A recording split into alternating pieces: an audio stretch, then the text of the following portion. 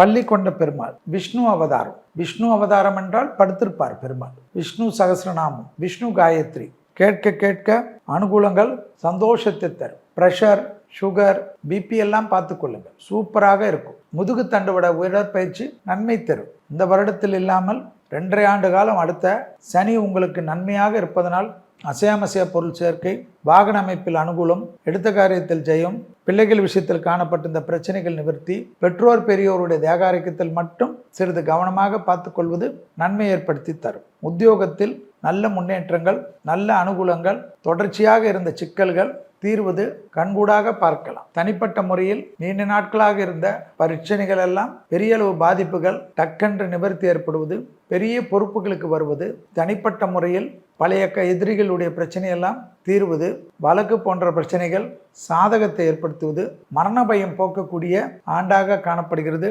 தொழிலே இல்லாதவர்களுக்கு தொழில் கிடைக்கக்கூடிய ஆண்டு. படிப்பு தடை, உத்தியோக தடை, தொழில் தடை, வியாபார தடை கண்டிப்பாக நீங்கக்கூடிய அமைப்பு.